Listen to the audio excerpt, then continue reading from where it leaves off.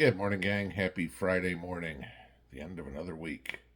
Well, we've had it all wrong for years. We just have to admit it, okay?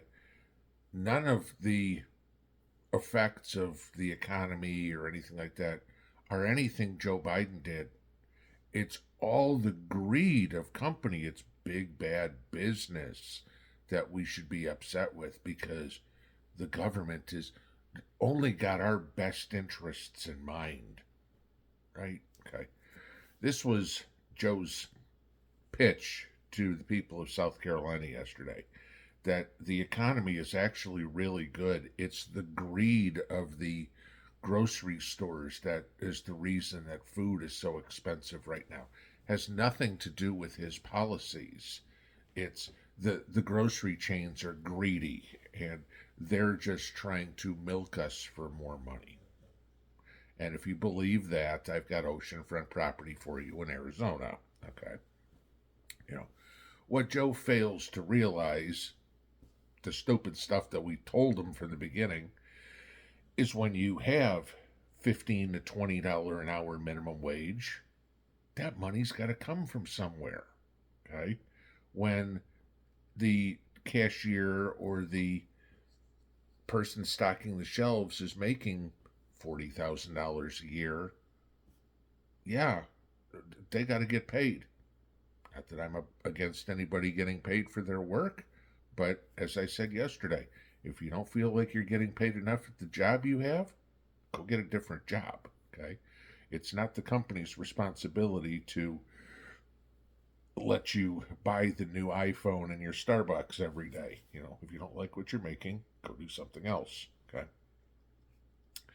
It's not the grocery store's fault that the price of fuel has gone up. And Joe's say, "Oh, it's coming down." Yeah, it's not $5 a gallon anymore. It's creeping back up near $3, at least here. Okay, but it's also not $1.70 like it was here when Joe took office. Okay, and unlike AOC, I understand that meat doesn't come from a grocery store. It's got to be transported there.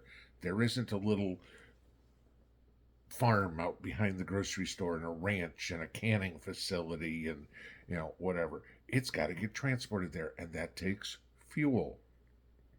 Oh, Joe, the other thing, you want to know what one of those big costs is for a grocery store? Let's try electricity. Have you ever seen how much power a grocery store uses? Look at all those lights. Look at all those refrigerated units, okay? Whether it's your vegetables, whether it's your dairy, whether it's your meat, whether it's your frozen goods, whether it's your sodas, beers, whatever it is. There's a lot of refrigeration that goes on. That takes a lot of power, Joe. What have you done for power in the United States? Oh, yeah, you screwed us on that, too, okay? Here's a little study for you, okay? Since the beginning of 2021, okay? So basically since the beginning of Joe's presidency, food prices have gone up 30. This is not a government number. This is independent research, okay? Food prices have gone up 33.7%. Energy prices have gone up 32.8%. Where do you think the grocery stores are supposed to recoup those costs from? Hey, Joe, I hate to tell you this, but if a grocery store or any business is losing money, they don't stay in business long, okay?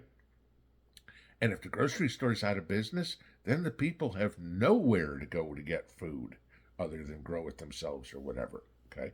Because most of the country isn't smart enough to garden or raise animals or do anything like that. Don't have the knowledge, don't have the space, don't have the intelligence to do it. Okay. So they'd starve. So, again, it's Joe's campaign speech. You need to agree with me. I know everything, and the stores are the ones that are robbing you blindly. And if you don't agree with me, well, then we'll just get rid of you. Huh? So let's take a sidebar to the other big story of today. How many times have we heard this is a election on the future of our democracy.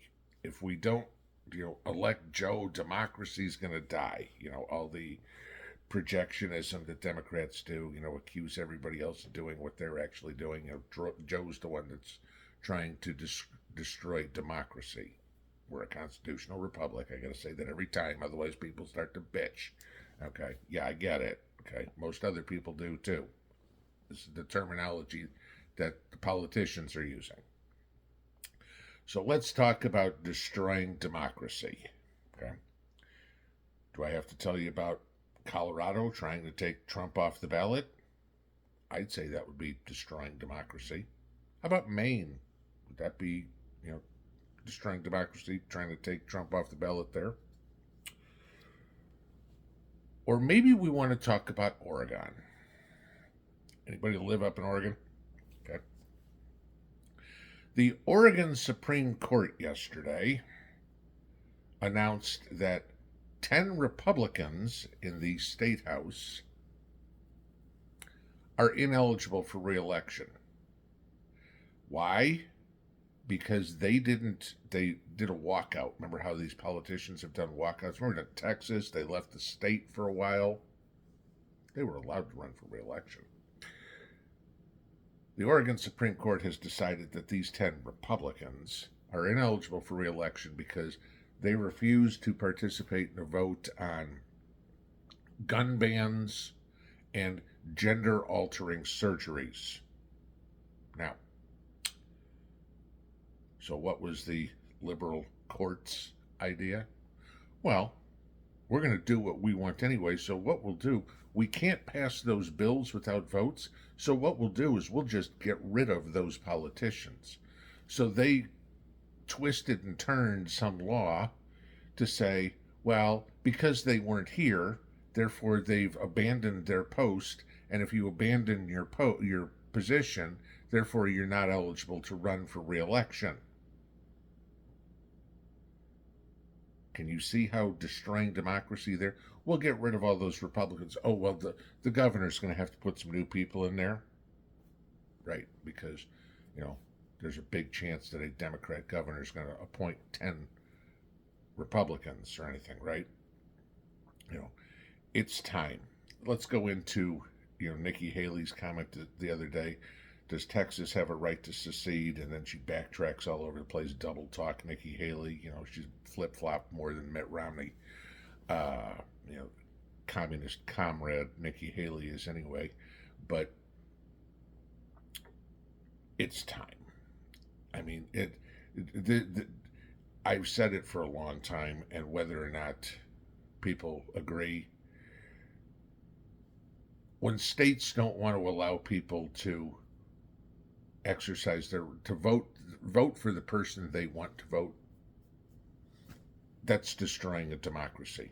So Colorado, Maine, Oregon, all those other ones that tried, yeah, you're the ones that are destroying democracy, not us. Okay.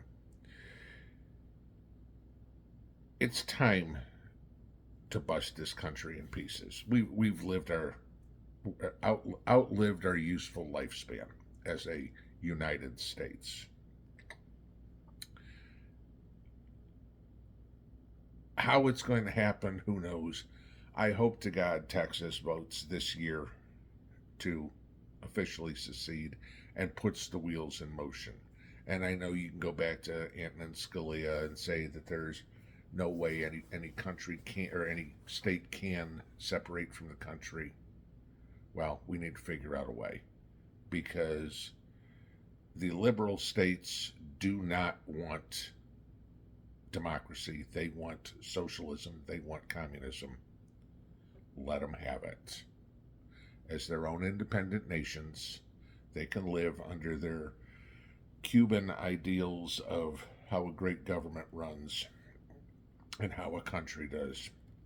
And 5 years after they're done, when all those states, I don't know, don't speak English anymore, when they are crime ridden, drug ridden, and out of other people's money, when they come crying to those of us who actually work for a living, don't expect government handouts to live on, maybe a hand up, but not a handout.